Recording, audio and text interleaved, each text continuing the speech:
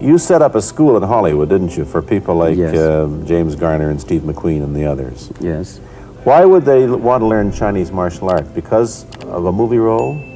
Not really. I mean, most of them, you see, to me, at least the way that when I teach it, all type of knowledge ultimately means self-knowledge.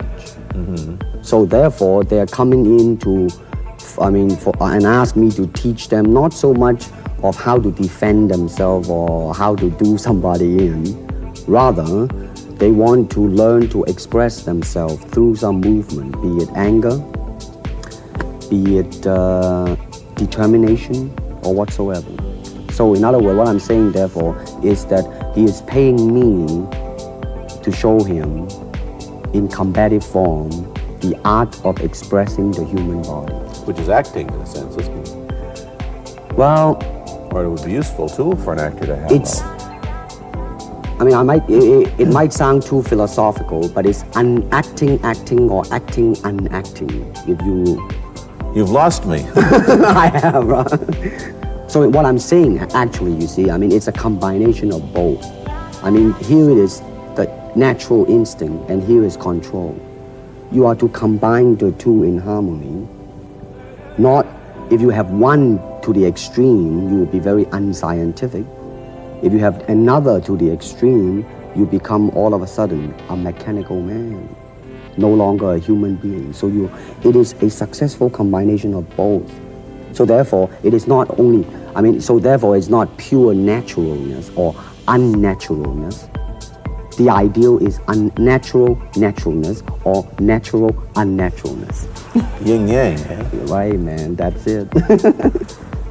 One of your students, James Coburn, played in a movie called Iron Man Flint, in which he used karate. Is that what he learned from you? He learned it after. After he played in Iron Man Flint. Right. You see, actually, I do not teach, karate because I do not believe in styles anymore. I do not believe that there is such thing as like Chinese way of fighting or the Japanese way of fighting or whatever way of fighting, because unless human beings have 3 arms and 4 legs, we will have a different form of fighting. But basically, we have only 2 hands and 2 feet. So styles tends to not only separate man, because they have their own doctrines, and then the doctrine became the gospel truth, that you cannot change,